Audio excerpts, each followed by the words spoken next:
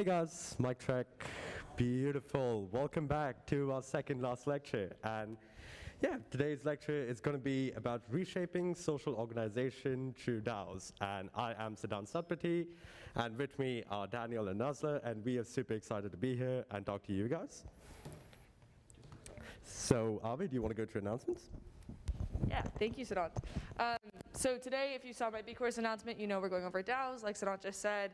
It's going to be taught by 3 lovely members of Blockchain at Berkeley, and I'm super excited for them to get the chance to teach you and for you to learn from them. Feel free, they have tons of slides where you can ask questions, so be really interactive per usual.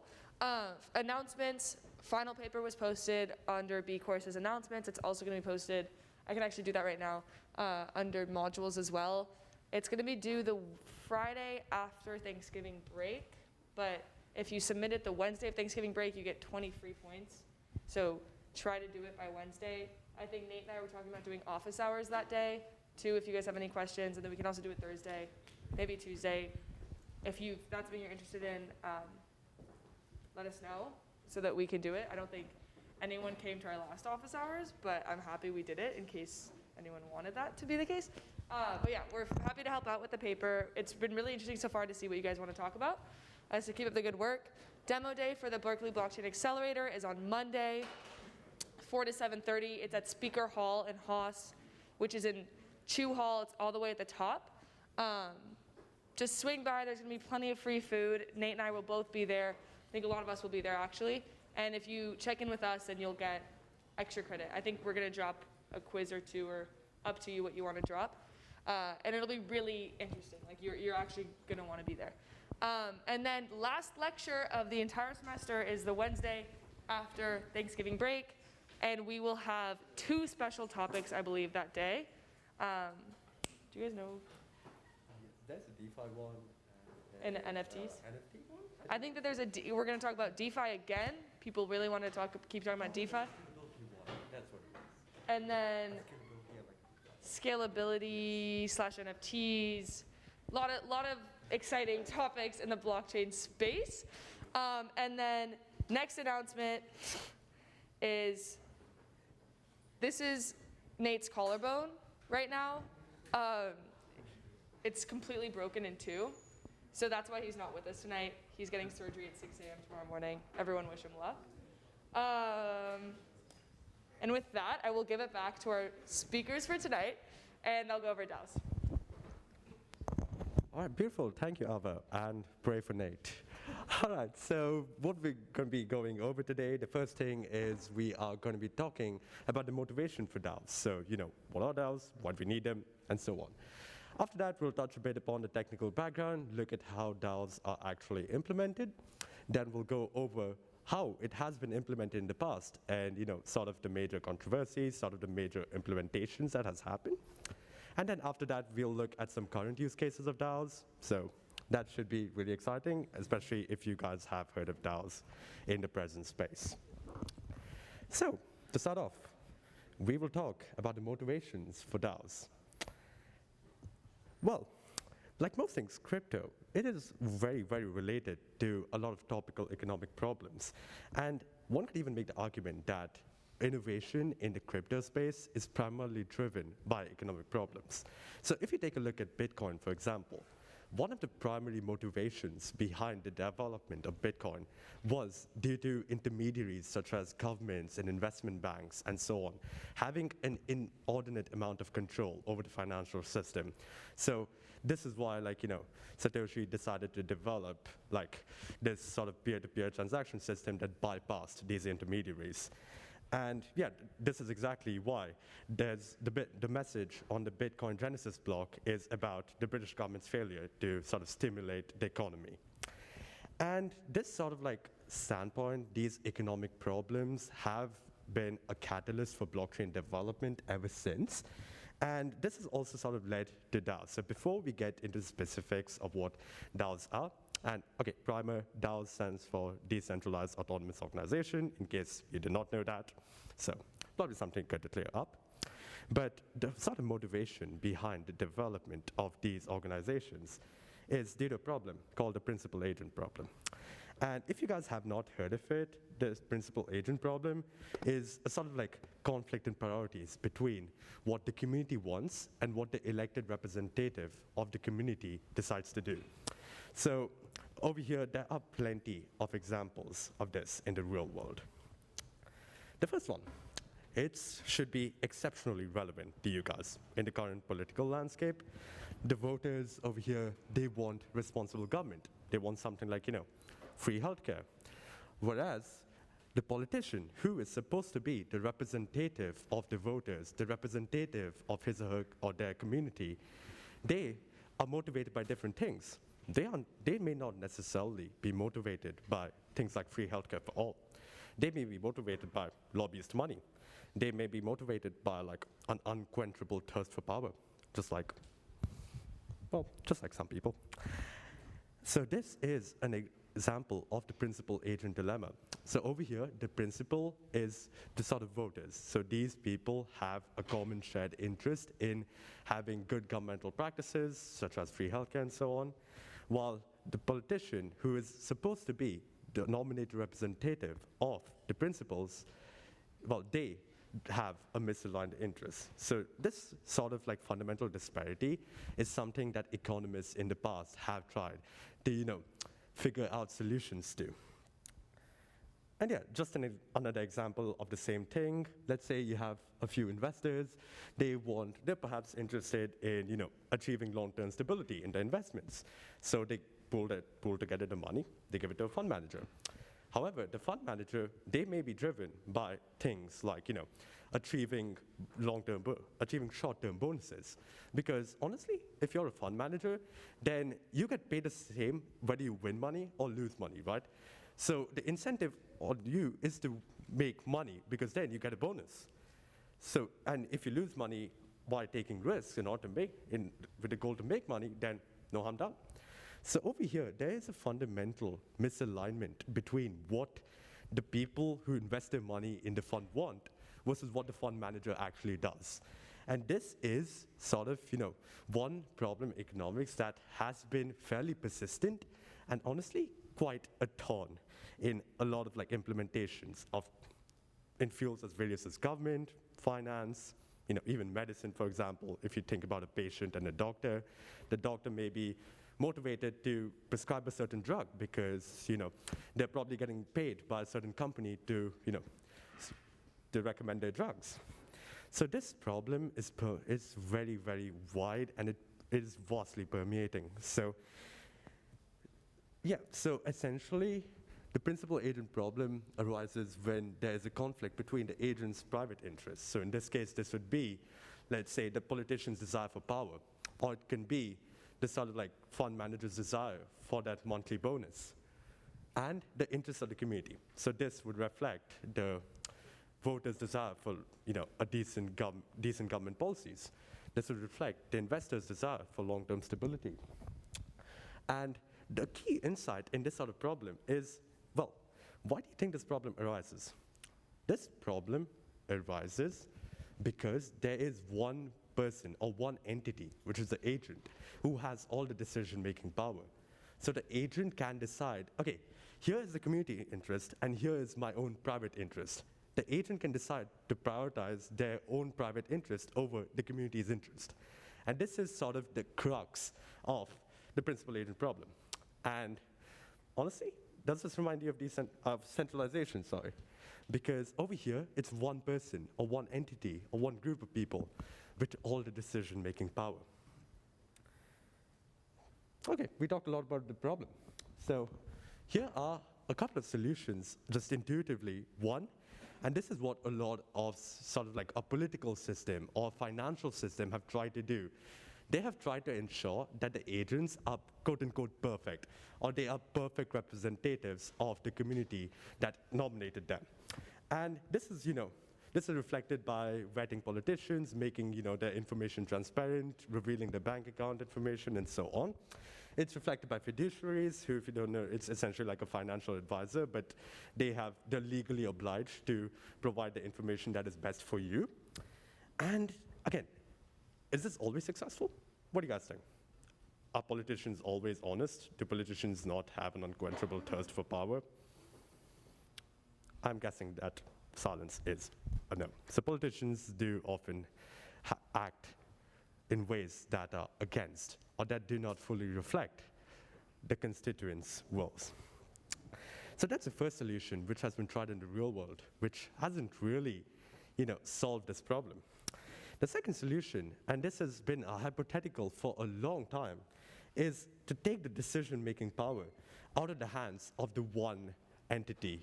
So recall that the crux of the problem is, one person can decide whether to prioritize the community's interests or their interests. Now, what if we said that, okay, yeah, instead of this one person having this power, let's distribute this power. Let's ensure that, our system does not have a single point of failure. So this has been, people have tried to implement this in various sort of ways, but due to various technological constraints, they have not. However, due to blockchain technology, we have a way to do this, and this is algorithmically. And how exactly through algorithms? Through DAOs. So DAOs, again, decentralized autonomous organizations, are a way of getting entities to agree on a common goal or common incentive structure, and to sort of minimize the effect of private interests of each particular entity. And agreement is achieved through smart contracts, through consensus. I'm sure you guys are familiar with that by now. So this is sort of like, how entities decide to agree on a common set of interests. And the rules of the DAO govern that, this interest is prioritized over all other private interests. And no particular member in a DAO has, this quote-unquote special power to prioritize their own interest over the communities. And honestly, this has been quite hand-wavy. We have just glossed abstracted over what a DAO actually is, what it does, and so on. So let's get more into that. And for that, I'll hand it over to Nazli. Hi, everyone. I'm Nazli again. So today, I will be talking about the CS implementation of the DAOs and also the historical implementation. I wanted to do this subject specifically for 3 reasons. One, because I was actually interested in the implementation and I had no idea how blockchain was implemented as code, honestly. And second is that next semester, check out Developers DeCal. Lawson and I will be the facilitators. Don't forget to sign up for that, enroll for that. And the main reason is that I actually think that, for example, when you're coding, if any CS, data science, geeks majors out there, for the coding people, I actually think that you have to know the subject to implement good code, right?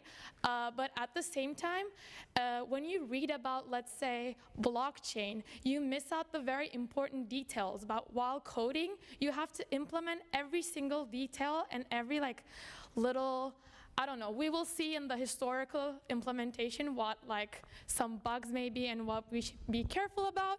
So I always I also try to read code and observe code and understand the subject better, reversed ways. So that's why I think we should talk about and see how the code looks like to get a better idea. Okay, oops, wait, this is too small. I'm just gonna do one thing. Oh, you can take that. Yes. It's okay, I'll also go. Okay, so this is a general overview, and this is we already know that the DAO is a decentralized autonomous organization designed to sustainably develop a diversified portfolio of crypto assets. And we have contracts, as you know from before, from other lectures, and we implement these contracts. The 2 main concepts within DAO implementation are contracts and Ether. Ether is the thing you use to build and that's the way of communicating, basically. That's how I interpret it. And the contracts are based on variables, functions, as we know, and they can be externally called by sending transactions. The transactions define the whole DAO system. And did someone say something? Oh, okay. And now I'm going to talk about the smart contract implementation. And okay, as I said, we require Ether to engage in transactions. And there's like this creation phase, which is the very important phase. I will be talking about it in the second section, where it's going to be very crucial. And we create like tokens from Ether, like, and we sorry, I'm a little nervous. Members of DAO cast votes weighted by the amount of tokens they control. So the amount of Ether you possess determines your ability to vote within the DAO system. And yeah, they're divisible, indistinguishable, and they're transferred between accounts. And DAOs, like everything else, like the code, like the project code you're building, they're not like perfect. You need time to like make it better and better and better. Like the first DAO was not close to being perfect at all. I think they have like the 100th or maybe more version of the DAO. And the initial DAOs, they had like a greater risk. They had less information about the potential success of DAO, and they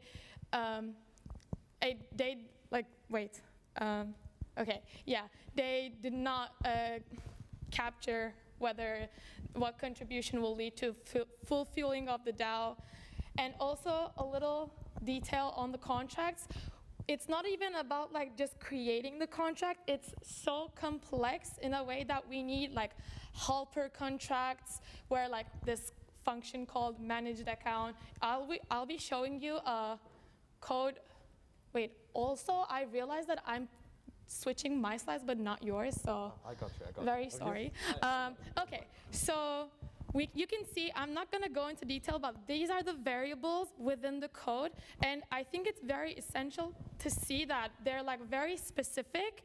And for example, we have like the ID, the transaction data, like the amount, and the addresses are very specific.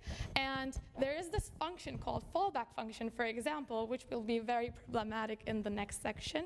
And the code is mainly like if you guys see the code in the other slide as well, it's mainly designed to like, it's a crazy protection system. So because it's like, they tried really hard to make it not vulnerable, which didn't work at the first try. But like, it is very based on to like protect the users, and there's like this time period of 40 days, which is like the time, sorry, wait, I'm very confused. It was a slide. So in order to protect users, this function, fallback function, will send the Ether received after the end of the creation phase back to the center for a time period of 40 days. So we need like the system to update itself, which will be the problem in the historical implementation. I'm just gonna let you guys observe this slide, because I'm not gonna read over these, and I just want you to have like an idea of the structure. Do you have any questions before I move on to the historical implementation? Okay. Okay, I thought this was way more, oh. I'm guessing it wasn't that. Okay. I thought this part was very interesting. I had like a lot of fun while I was preparing these slides. So the first DAO actually raised like 150 million US dollars worth of Ether, but it was hacked. And so the solution was hard forking, which I will be explaining a little more later, and it really caused a big controversy in the Ethereum community, and I will ask your guys' opinions on that, and you have to like, someone has to answer.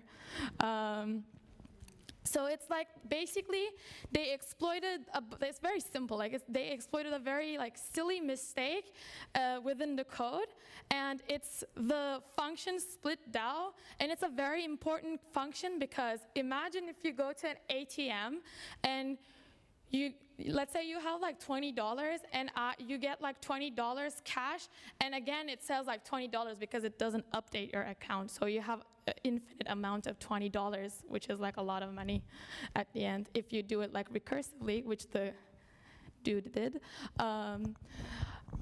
Okay, so basically what he did is like use this bug to implement the function recursively and basically have infinite money.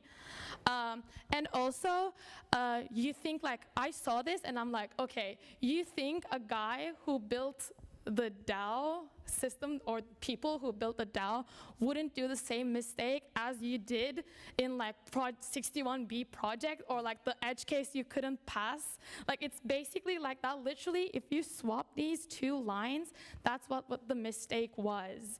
Like, it's like that simple. So like he was literally updating the account after calling the function payout. So if you swap these, and it will be fixed, and this is like the thing that literally made $50 million, like $50 million of loss. Okay, so what the Ethereum community did was they implemented hard forking, which is actually an attack called 51% attack to the blockchain network, but they obviously did not use it for malicious intent. They just like wanted to reclaim the money that was stolen, so they choose this method to implement it because they were a little desperate. Okay, so, and after this hard forking implementation, the community divided into two, and I want you guys to think about what you would do and which stance you would have in this situation, because one group, they like argued for code is law, which is like the attacker is basically not even a hacker. He's like nothing. He's not a criminal. He's just a smart guy who is like exploiting a bug. And the hacker, also actually wrote a letter to the Ethereum community saying that he was like, this should be his reward for like improving the DAO structure. So he was like, you can't punish me. This is not even like fair. That was his that was his letter. And side note, apparently the signature was fake, so we not actually know if that's actually the attacker. But still, it's a valid point, so. Okay, and so the thing is, also that same group of people, which is like 20% of the Ethereum community, they're also suggesting that this is something like, I'm also taking 195 ethics, we're discussing this, and it's like the case where, let's say, FBI asks Apple to like give the information of a criminal dude, and then Apple says like, no. This is basically that, and similar, very similar. They think that implementing forking would actually ruin the confidence in Ethereum and the immutability concept of blockchain, because they're actually suggesting that it's like against the philosophy of the whole concept. So I want you guys to tell me what you think about this. Yes. While I'm sympathetic to the code is law crowd, Very interesting. there's several other like DAO hacks or other like high-profile hacks that they didn't fork the chain for. So it's like, why would you do it in one case and not like every other case beyond that? But the main reason I believe was that they had to do it because even in 2016 and 2017 when this happened, the Ethereum Foundation still knew that they were eventually going to shift to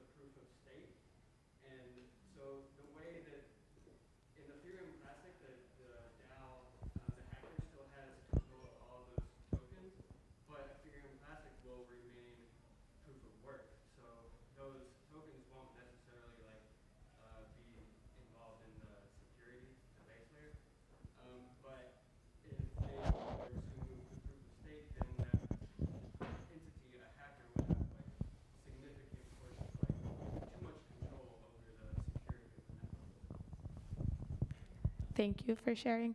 Anyone else? Yeah? Wait. Every code has bugs, as you said, right? I think code is law is a bit silly in like the context of what coding is. You make mistakes and you fix them. And if the attacker was actually like an ethical person, they would probably disclose the vulnerability and let the people fix it instead of exploiting it.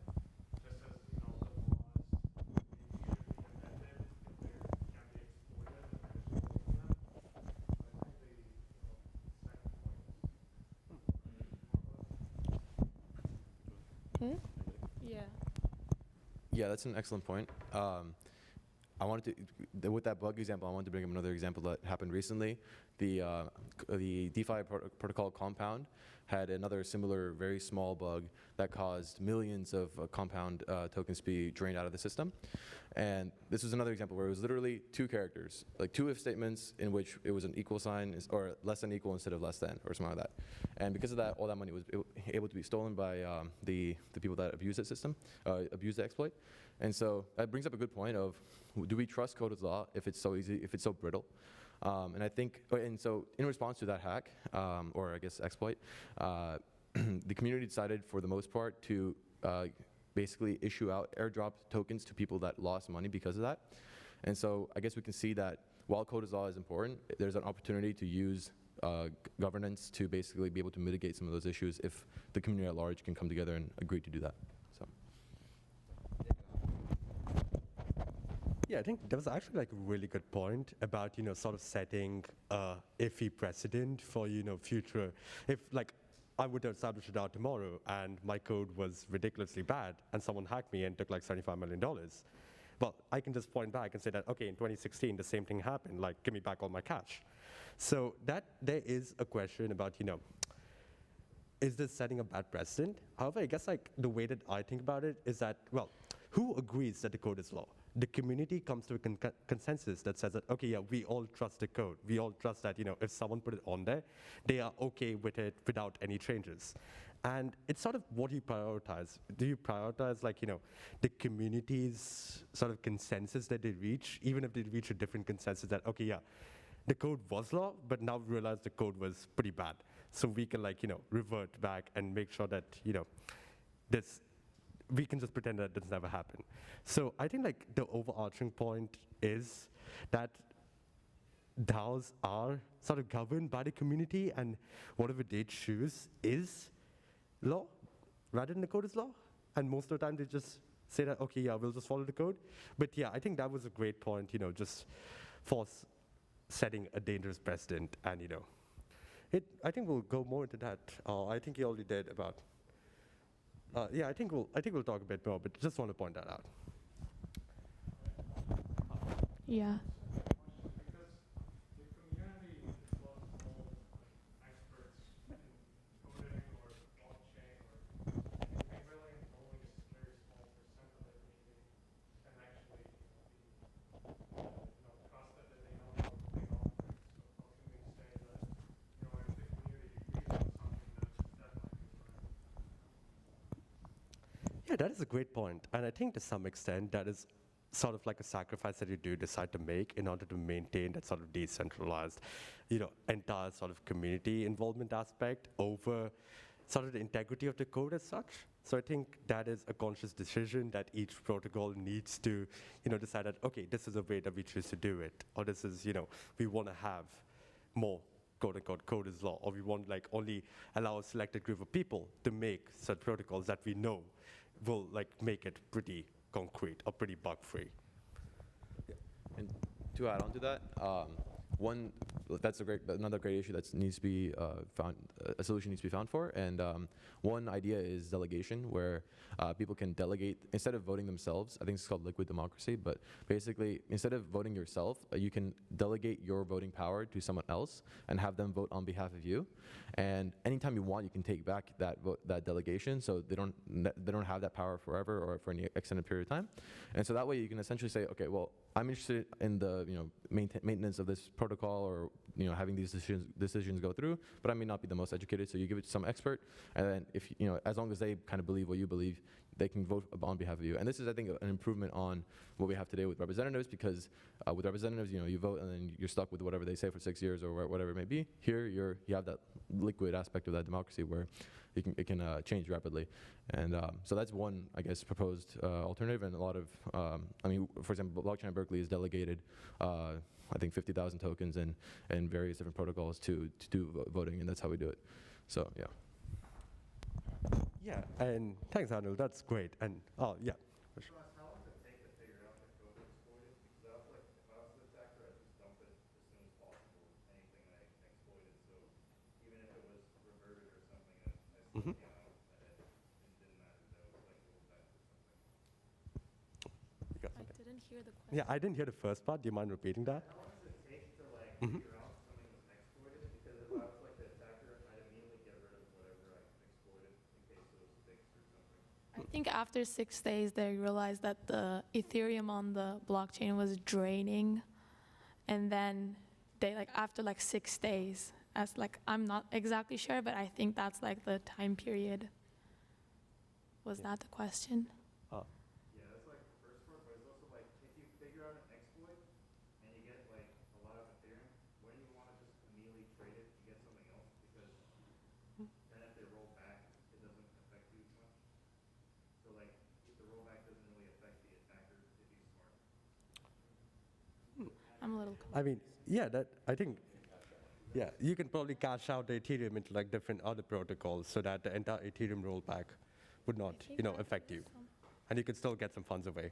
Is that close to what you're saying? Exactly. Yeah, honestly, why didn't the attacker do that?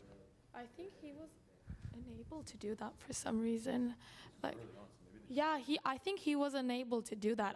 I'm not exactly again sure about the I don't have the exact answer, but I'm pretty sure he wasn't able to convert what he had.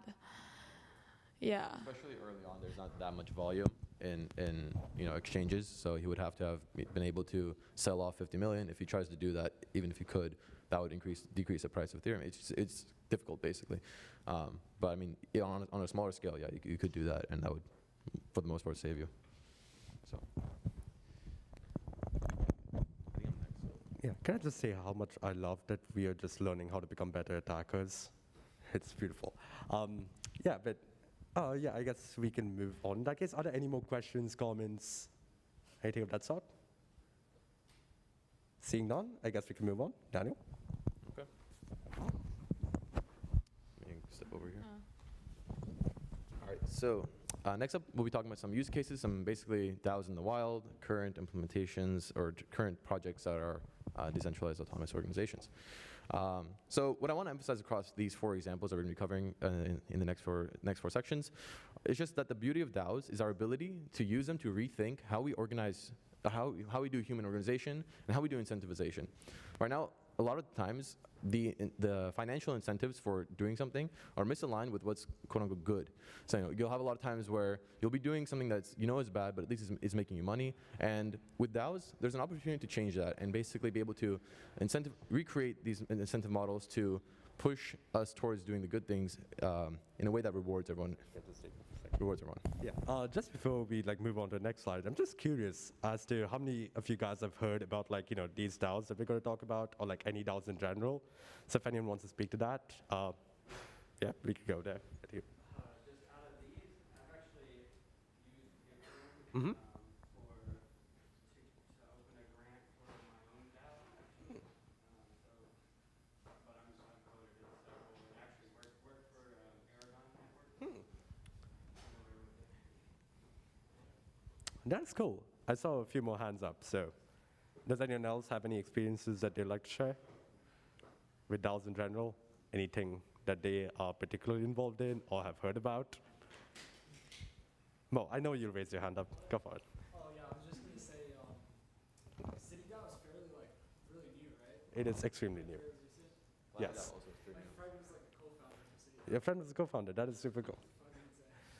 That is cool. So I was surprised to sit up there because I was like, oh, it's that legit. Oh, we are not We'll talk about the legitimacy of City DAO. We'll talk about it, but just cool current developments right now. Any other? Yeah, this has a mix of like fun projects as well as kind of more serious things. MakerDAO is definitely on the serious side. Well, Gitcoin is too.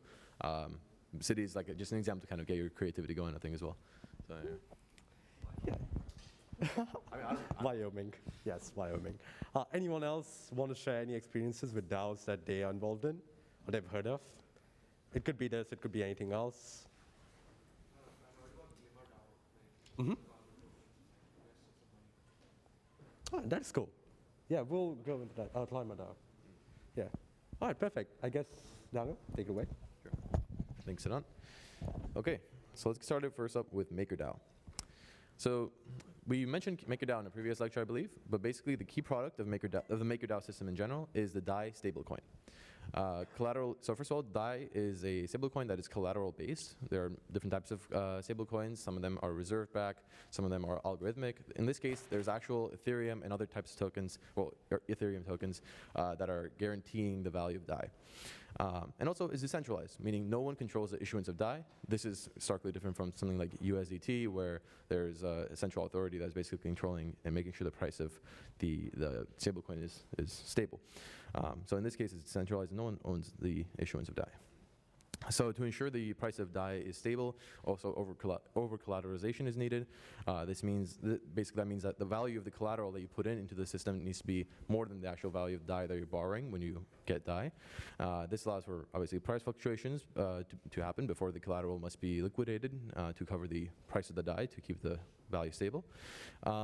But it also brings up the question of why would you even be interested in participating in the system? You know, why would you give up access to value greater than the access you're getting?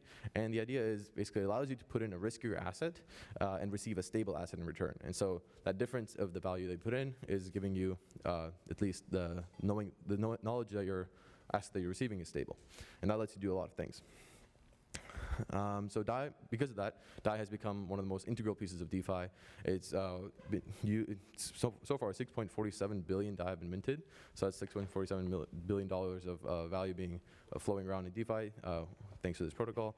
And actually in many countries such as Argentina, DAI is actively used as a store of value because it is a trustworthy, stable coin pegged to the dollar, and many people that don't have access to the dollar easily through their governments and other things like that can use this as a mechanism for keeping their values or the value of their money basically stable. So I'm going to focus here on the MakerDAO governance because it's a great example of what a mature governance system looks like. Being one of the most important protocols in the DeFi space, MakerDAO has set a strong example of what decentralized governance should look like. First of all, most DAOs in general are going to look very flat, where people that own the governance token, wherever that may be, can basically vote in the polls, and that's pretty much, yeah, and you can discuss in a forum, but that's pretty much a single layer. With MakerDAO, you have these core units where rather than like that more flat governance structure, various responsibilities of the DAO are going to split into smaller groups. So for example, one of those groups would be the risk core unit, which makes sure that MakerDAO's risk profiles are mitigated at all times, and they're responsible for calculations and proposed adjustments of the risk parameters or metrics of the crypto collateral debt exposure. So essentially, these people are in charge of making sure that MakerDAO isn't, or it's properly assessing the riskiness of any of the assets that it's using as collateral. So once again, to ensure that DAI is stable. And other groups include the Oracle unit, which is making sure that the data that MakerDAO is getting about what the prices of the different assets are is accurate. That's a really big problem in general, and that's what Chainlink's aiming to solve, by the way. Another group is the protocol engineering growth, etc. And I'm actually going to show a quick little demo, I guess, of what it looks like to actually participate in this governance system. So thank you, Siddhant. I think it's still Chrome, so if you just click escape, it'll be fine. Yeah, there we go. There we go. Are you sure? This one? Yeah, but it's not showing. Oh, okay, cool. Thank you. Oh, you gotta do this? Okay. All the way to the line. Okay. So basically, so this is the forum. Most of the communication happens, I'll explain in a bit, but most of the communication surrounding these protocols happens on their forums. So this is the MakerDAO forum. And here you'll see people talking with their groups about different proposals, different issues. And this is how the protocol is maintained, essentially. And this is literally what governance looks like. So you can go in, these are the core units I was talking about. You can go into the risk core unit and see people talking, making threads, discussing various issues. And when it comes down to polling and actually making changes to the protocol voting, let me see if I get the right tab.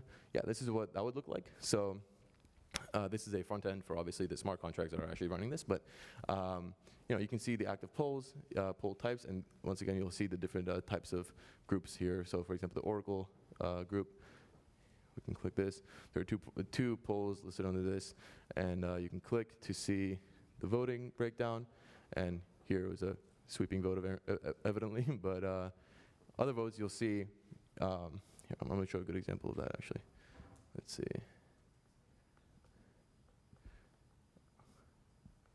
So other votes, you'll see that there is more of a contention about what the answer or what the vote should result in. And then you can see every contract and how much voting power that they've put in, voting power being the maker token that they own and that contract owns. And you can see there voting, and that's basically how you would participate as well. You get the maker token or whatever the governance token may be for that protocol and participate like this. All right, let's go back to the lecture and just present.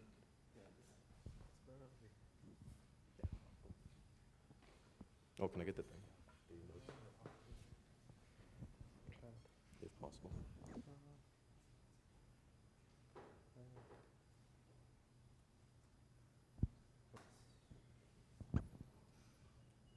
Yes, Mo. Can anybody join in on any one of those polls, like vote? So the voting is, well, depends on, but the voting is based on, is going to be with the actual tokens, governance tokens. So your vote is based on how many tokens you put in. And so you have more of a say if you have more tokens, but you would have to have some tokens to have any say, basically. Yeah. I guess my question more so is like, can anybody join any group for the voting? Yeah, so I think the thing with the voting is that I think, anyone with maker tokens can vote on any proposal. It's just the responsibilities for actually discussing and figuring out answers and things like that. That will be kind of divided up into certain people and certain groups. But in terms of voting, as long as you have a maker token, you have a say in the discussion. And the thing with MakerDAO is it comes down to having a mature governance kind of, what's the word I'm looking for? Essentially, they have a good system where people will generally talk about things on threads, then move on to governance polls, and then go on to executive polls. And now I'll talk about what those are. So, I think there's a hand raised there. Oh yeah, go ahead. Maybe you were just about to get into this, but I guess I sort of think about like the House of Representatives, we have the Senate, you have like the common vote. Is there ever any fear that there's going to be like a dominating sort of school of thought that's just going to have so much of the money that they can have the most tokens and thus have almost all of the deciding power? Or is there any safeguard for inequalities of this world transferring onto the blockchain? Yeah, so because the votes are generally tend to be 51%, based on 51%, there is a chance that if someone manages to get, some certain entity manages to get 51% of the maker tokens, they can have a certain a bad influence on the vote. And I'm pretty sure different DAOs have different solutions for this. MakerDAO specifically has a stop kind of, I forget the exact term, but it's basically a stop where if anyone with 50,000 maker tokens, which is about 5% of the total supply, they can submit basically a proposal to stop a change from happening. And then with more like more community voting and involvement, they can essentially stop any kind of like big changes from happening. And that's one way of getting around that, I think there's a hand there. Kind of really just answered your question. What you described is like coin-based voting, right? But there are other types of governance, like there's membership, where one person, one vote, or there's reputation-based, like maybe you have a long reputation of voting and passing proposals, then you might have bigger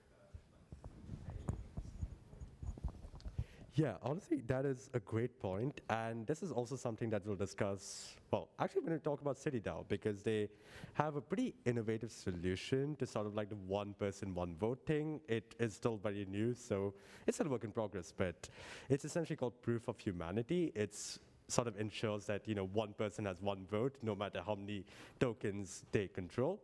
And yeah, so we can get more into that when we go into the City DAO slides. But yeah, for now, that is a prospective system, along with the way that Maker handles it, with sort of like a capped number of tokens. Yeah, so those are a couple of ways of ensuring that like one wheel can't just like buy all the tokens and then control the DAO. Yeah. Yeah. And also, the next thing I'm going to talk about, Gitcoin has another solution for how to improve the voting system with what's called Quadratic Voting and Quadratic Funding, and I'll discuss that in a bit as well. But so back to MakerDAO governance. Basically, in governance in MakerDAO, both on-chain and off-chain activity are key to the system functioning. On-chain governance includes what's called governance polls and then executive polls. Governance polls are just basically, once again, you need the MakerDAO tokens to actually vote, but they're mostly just to get community sentiment on a certain subject, certain proposition. And then executive polls are the ones where they actually push those changes to the protocol, and the protocol changes the way it performs. And then, so in terms of off-chain activity, MakerDAO forum, as I showed, is where people discuss amongst each other, and then polls. Someone can make, for example, people can make polls on the forum, and after they've been talked about and active for several weeks, people have discussed this idea. The creator of the thread can request that the governance, the person named the governance facilitator, pushes it to an on-chain governance poll. And so that's kind of the structure for MakerDAO, and it's generally a solid example of what governance can look like. And I did already show the thing, so these pictures are not necessary. All right, so any other questions before we get on to Gitcoin? All right, cool. So next up, Gitcoin. So open source software, let's just discuss this in general, is our digital infrastructure. And our civilization is increasingly becoming digital. So this open source software is becoming an increasingly important part of our lives. All startups and companies, I say all but dramatically, but it's hard to find any startup, I would imagine, or a company that does not build off of the open source software. And because of that, it's been estimated that open source software contributes about $500 billion of economic value every year. And so, however, there is a problem with open source development and software in general, which is that many open source projects struggle with development.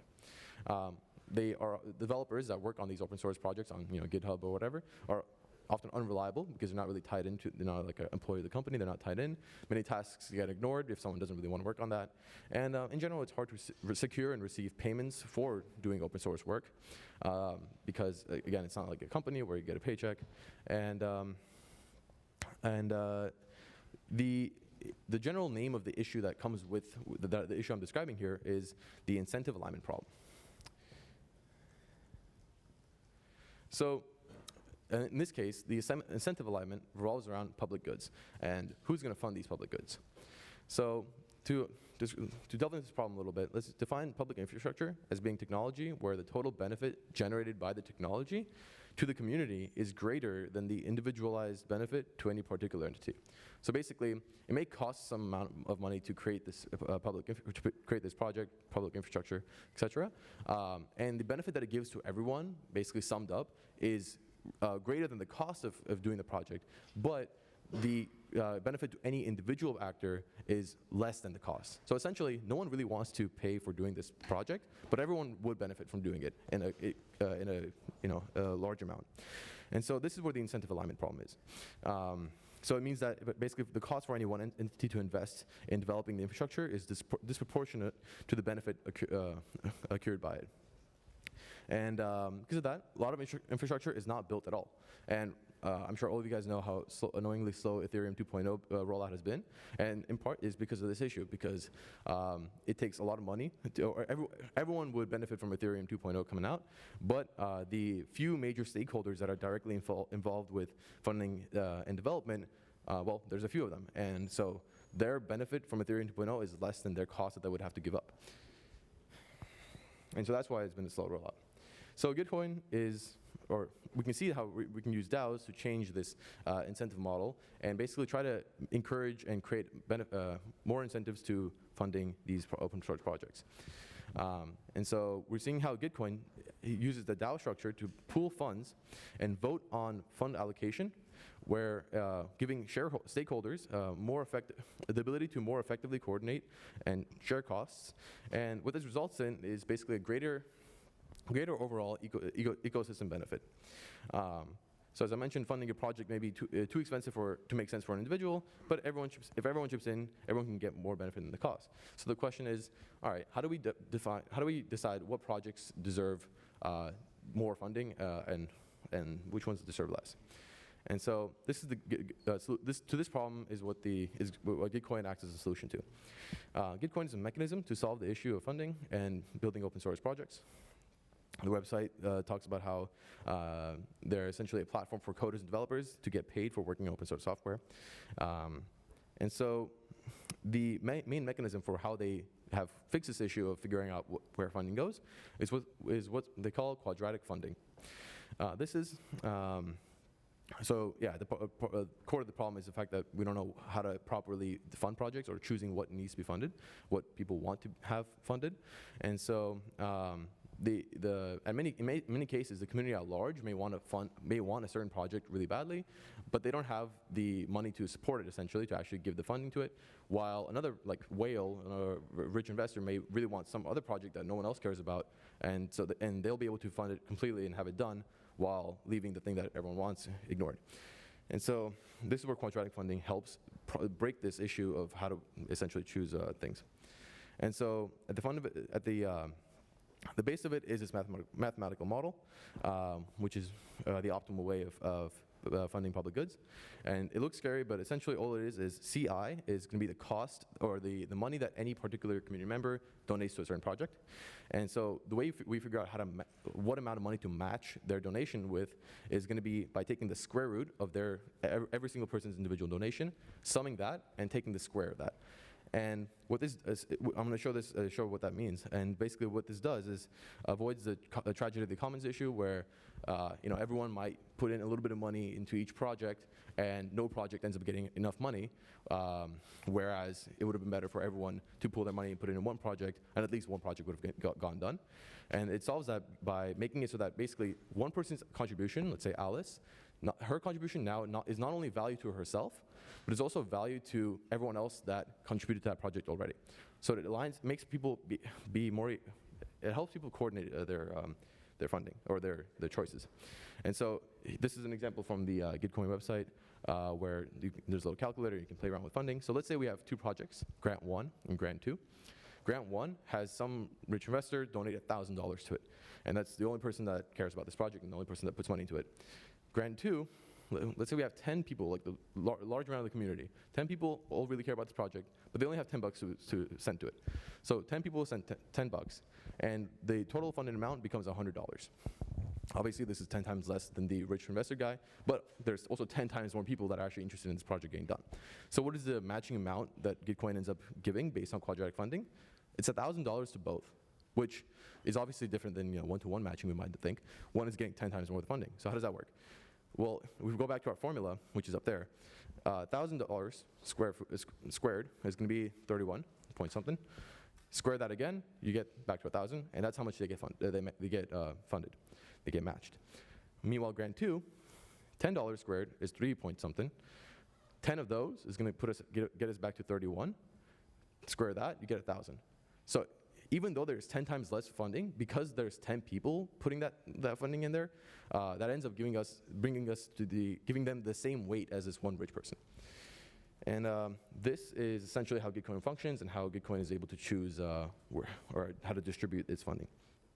Similarly, there's this concept of quadratic voting, which goes back to what we were talking about the different ways of voting. This is the same idea where basically it tries to solve the problem of the discrepancy between one person, one vote and $1, one vote. Where one person, one vote, the issue with it is that it ignores a distinction about how much you care about what you are voting for.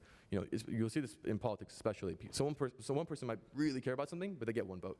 Another person might not care at all, but they get the same say as the other person. And so, the opposite of this would be $1, one vote, which is like most DAOs with their coin voting. And here, if someone really cares about something, they're going to put a ton of money into it, and they're going to have all the say about what happens with this vote. Meanwhile, people that don't really care, and they're not really going to donate much money at all. And so basically that is the opposite problem where instead of ignoring preferences, it puts way too much weight on the preferences. And so with quadratic voting, you can make n votes at a cost of n squared. So you can make more votes if you want, if you really care about it, but it comes with increasing cost.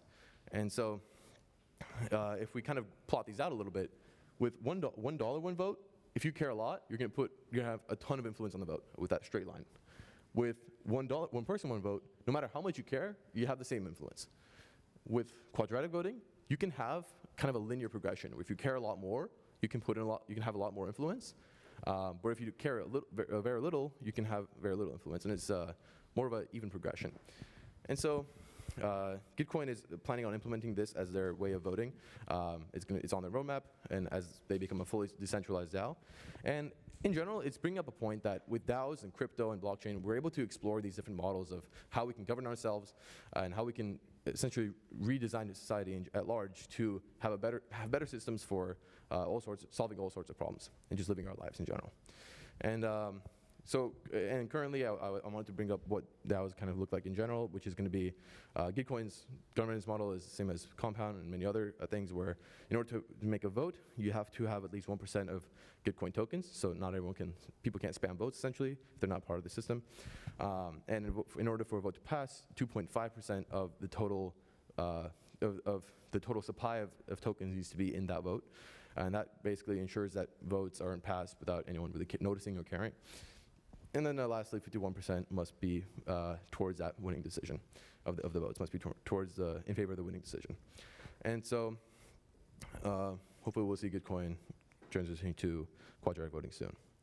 All right, any questions? Yes, sir?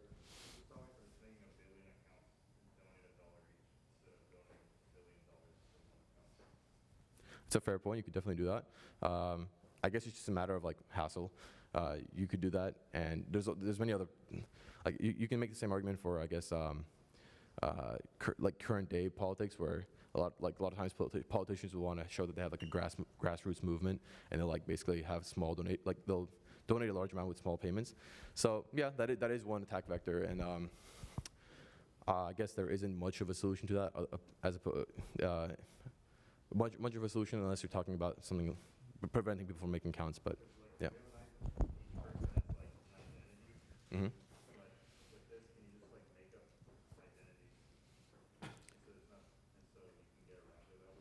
Yeah, pretty much. As long as like the tokens can be sent to any address, like you can make addresses and send tokens to each other.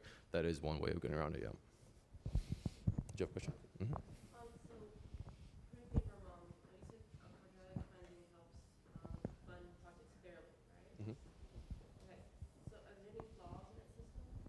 Well, as you just mentioned, there is a way of getting around it where you can make it seem like there's a large community support for a project by pretending that you are the community.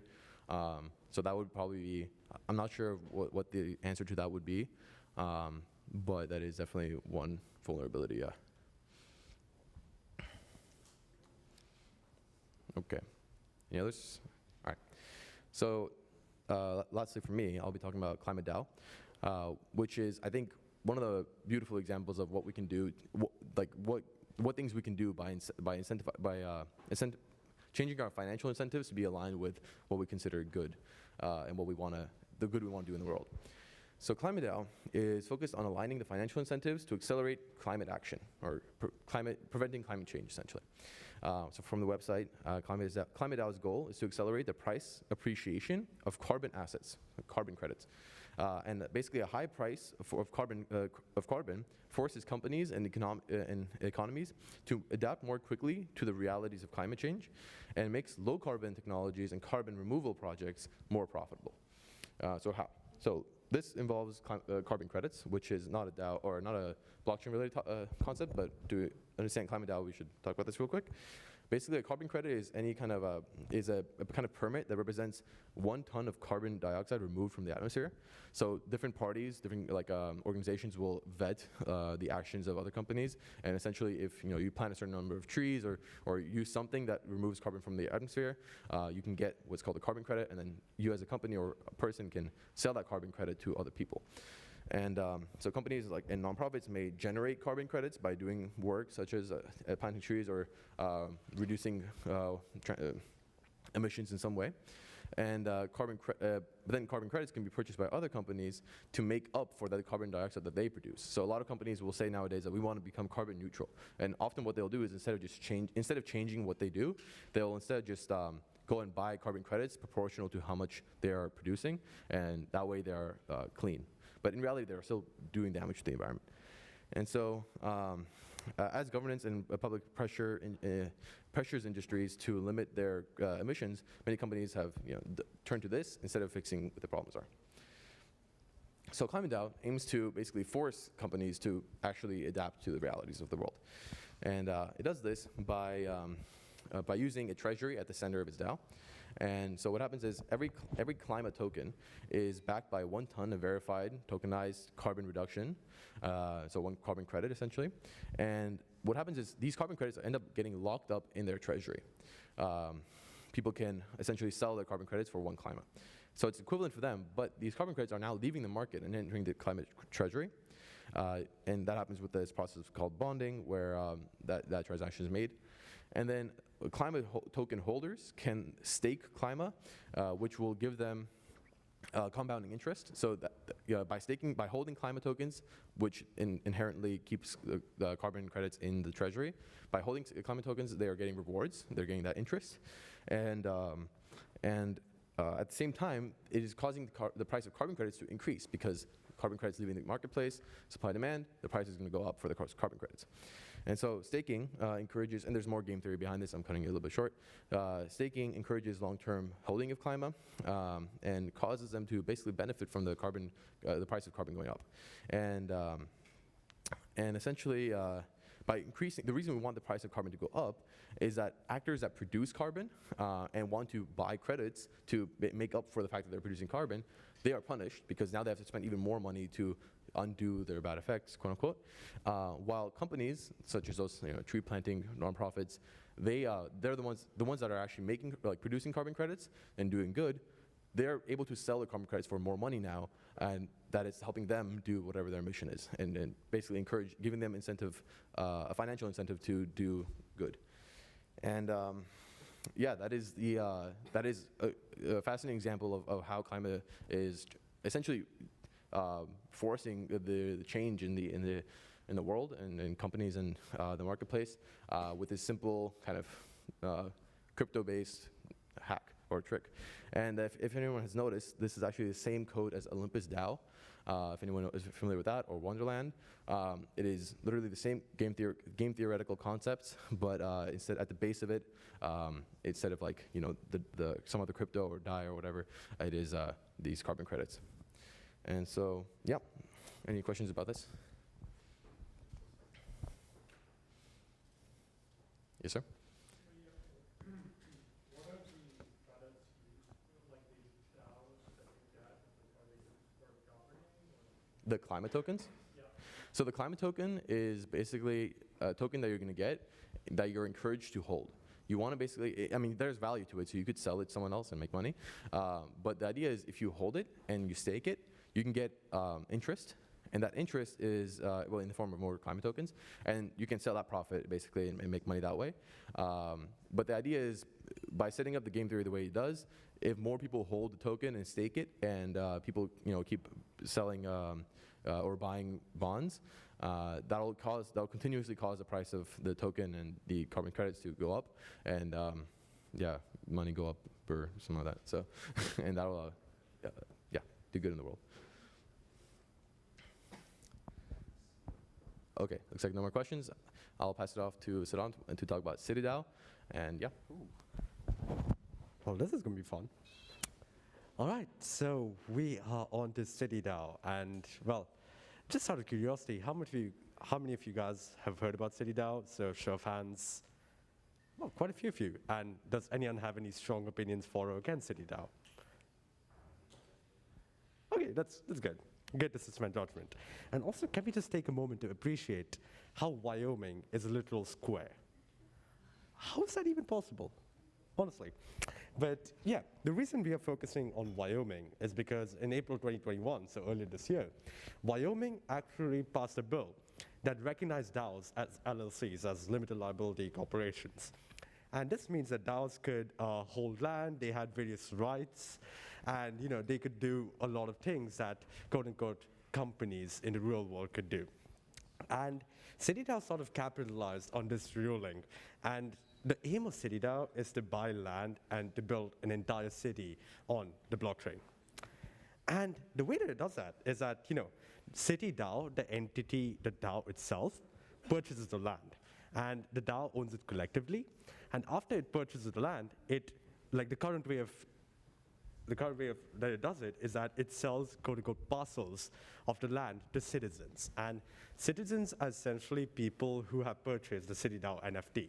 So essentially, if you want to own a piece of the land, you buy the NFT, you go, you bid on the parcel, and if you win the bid, then it's yours. And honestly, I think there was a point mentioned about how quote-unquote legitimate CityDAO is. And it is a very new venture. And in the strictest sense of the word, it is not really a DAO because the land purchase right now is still off-chain. So this happens through a conventional bank account. Like, they did not do this on the chain. This happened because they deposited some funds in a bank account and then wired it to a couple in Wyoming who wanted to sell the piece of land. And I think, as sort of Daniel mentioned, for a lot of DAOs, the organization structure isn't yet flat.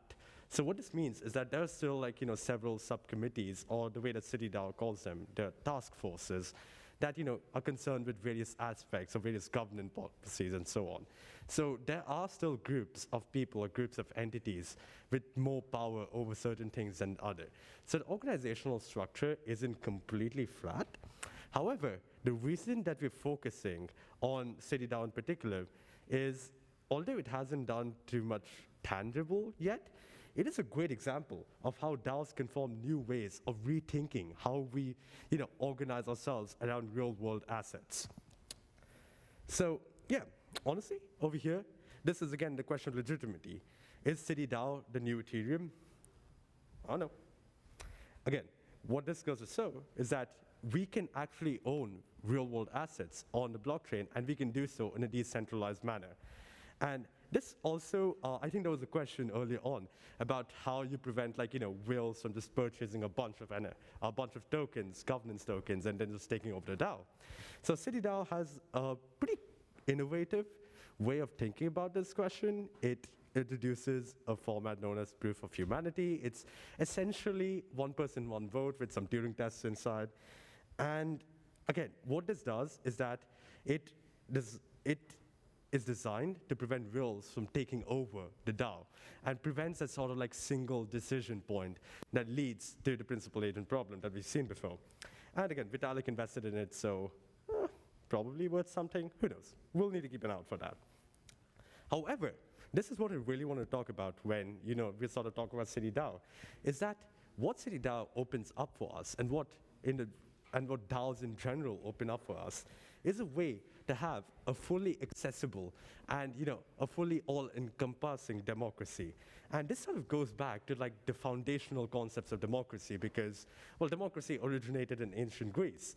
And the way that it worked at the start was, you have this town, you have all male land-owning citizens, let's say there are 1,000 of them, you collect them in this Senate chamber, and they all vote on each proposal. So that, in a sense, is the Athenian version of democracy, and every person's vote is counted. Well, assuming you're male and land-owning, but we can sort of abstract that away from now. So essentially what this Athenian democracy says is that, okay, let's take every single person's vote on every single issue and see okay, what is the actual opinion of the community on this particular issue? And is this feasible to implement in a current world? Because democracies can range up to hundreds of millions or even 1 billion people. Is it feasible to go to 1 billion people for every single policy and ask them, okay, what do you think about this policy? What do you think about that policy? Of course not. You can't get 1 billion people in one room and ask them to vote on something, right? So that is sort of the reason that Athenian democracy for the longest time was not feasible in our modern world. And that sort of led to the evolution of representative democracy. That is, all citizens vote to elect the representatives. So that's what we typically do when we elect like politicians to the House, to the Senate, so on.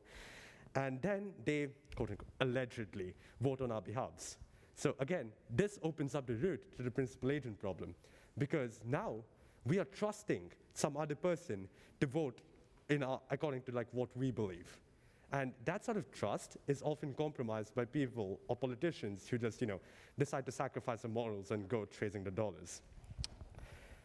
But if, hypothetically, let's assume that CityDAO or any other DAO that is concerned with this sort of decentralized democratic ownership succeeds, then it could sort of pave the way for this algorithmic version of Athenian democracy. And what this does is that, all landowning citizens, so in this case of CityDAO, all citizens who've purchased the CityDAO NFT, they will have a single vote. And the reason for this is one person, one vote. And then they can vote algorithmically on all proposals enacted on by the DAO. And the way they do this is essentially through smart contracts. So again, this is a very, very simple pseudocode example. If there's a change in the consensus mechanism, for example, just vote no. So this could be something that each citizen decides to implement. And what this does is, again, now it is actually possible for us to have a fully representative democracy without needing to resort to intermediates. So again, this does require a lot of ifs and buts, such as, CityDAO actually succeeding, the entire thing being on-chain, a flat ownership structure, and so on, else there will be disparities in power, there will be asymmetric information, there will be the principal agent problem. But what this sort of opens up and what DAOs broadly open up is, one, enhanced accessibility, if they do work, and two, inclusiveness. So I think that is a great way to sort of conclude our discussion on this, and just looking forward to the future and what's been done right now. So definitely this is, I think like we all believe that this is a space that, it's very fast-paced, it's developing with great speed, with great pace, and yeah, it's just going to be an interesting field to keep an eye on. So any concluding questions about anything at all in the lecture? Right there? I'm just curious about CityDAO. So, does it act like a custodial account then for land ownership? Essentially, at this point, kinda. So it's like well, it's still very early stages, but from what I understand, it's that they have the land account, and that is owned by DAO itself, and they plan to sell it off in stages to various people who want to buy a piece of the land. So they still need to go to the intermediary, which is CityDAO itself, which is why it's not exactly a flat organization. But the citizens actually do have the Yeah. name on the deed for the land. Yeah, so that's the goal. That's the goal. Like right now, it's not really clear how they'll implement that goal, but assuming they find a way to do that, then yeah, that's the goal. Any other questions, comments? Right here? Just wondering if this slide presentation will become available. Yes, we'll publish this on the course website, on the B courses. Over there? I guess, how do you find, where would you say is the best place to start looking for DAOs that are in their young stages, or where's the community is there a big bridge for DAOs and see all these DAOs? Because I'm sure this is a lot more. Yeah, honestly, I think for a lot of young and evolving DAOs, it's pretty easy to get in. Potentially right now, something like CityDAO is generating a lot of traction on your conventional sort of social media platforms. So Twitter had a bunch of, Vitalik wrote a blog post on that. So CityDAO, for example, is a fairly new DAO that has generated a lot of traction. And I think as and when there are good ideas for DAOs evolved, it should pop up in essentially your regular sources of consumption. As for specific channels, do you want to talk a bit more about this, Daniel? I'm not entirely too sure. Crypto Twitter, I think, is Crypto the go-to answer to this kind of thing. Crypto Twitter is a minefield. Yeah, there isn't, other than I guess the coin market cap, if you want to scroll really down, but that's no. But yeah, in general, I believe one of the better ways is just going to be through people. I found out about Climateal through a blockchain event. So if you go to things like our meetups, then you can probably hear about new small projects here and there, people talking about what they're excited about. Olympus DAO, I think. Yeah, another one is something I heard through here. So yeah, what's your question? Yep.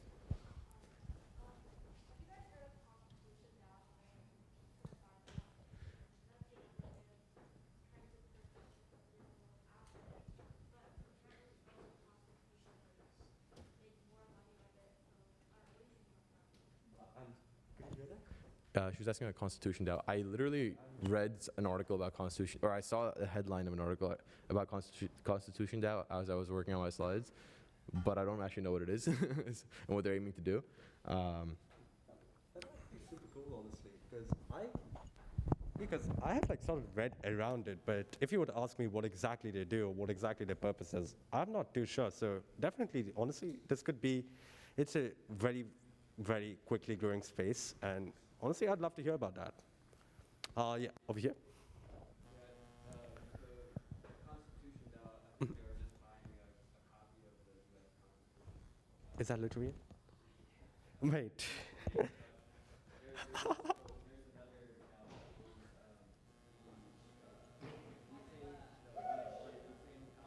Uh-huh. department built law for the Fed, like everywhere. The DAO is that now. Oh, that- But the other question about like where to find, there's a site called DAO.io. Hmm. D-E-E-P. Yeah. DAO.io. Mhm. And it's like CoinMarketCap DAO. That is cool. Just to repeat that, it's deepdao.io. I was not aware of that, so definitely, so thanks for pointing that out. And yeah, I mean, well, I honestly thought that Constitution DAO would be a bit more than that, but I guess like, I guess that what that sort of goes to show is, how DAOs can enable community ownership for things that you would not have thought that a group of people could have possibly owned before. So, thank you, Daniel. Any more questions, comments? Over there?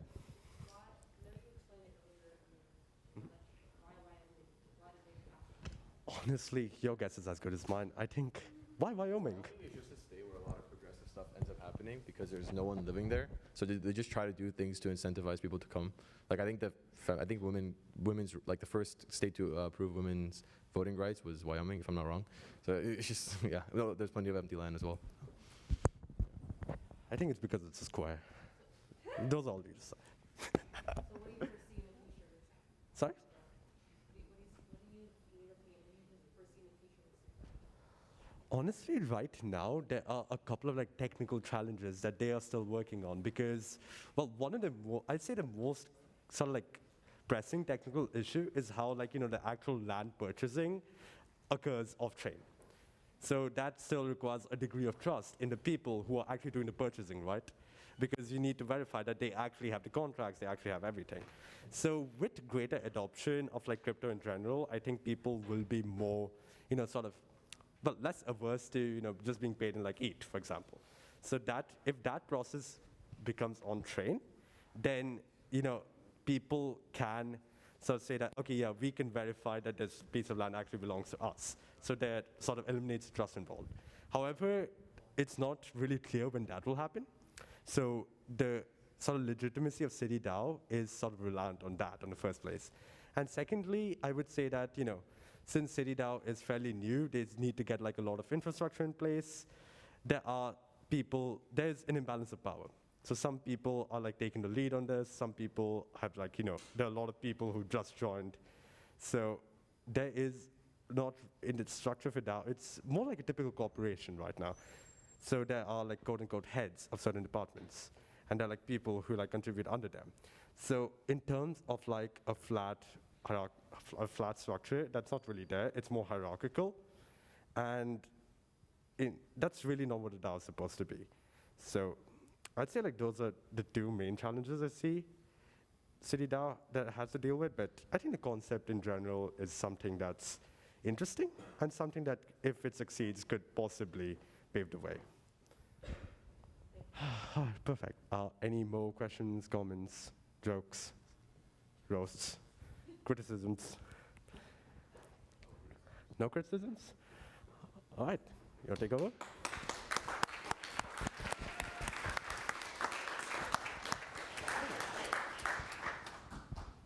Awesome. Thank you guys. You did such a good job. The attendance code for this week. You want to explain why? Oh my God. This was Daniel's idea. I will pass it on to him. This is shameless. It stands for Friends with Benefits, which is another DAO you can look into on your own time if you would like. it's pretty clean. So Calling it a DAO is very generous. It's a Discord server, which calls itself a DAO. Well, you can look into it, but just to repeat, the attendance code for this week is FWB, all caps? Yes. All caps, FWB. Also want to add that another DAO that you may have heard of, have you heard of the Fiat Lux DAO? By any chance, that's a group of Berkeley alumni that I was involved in creating that DAO.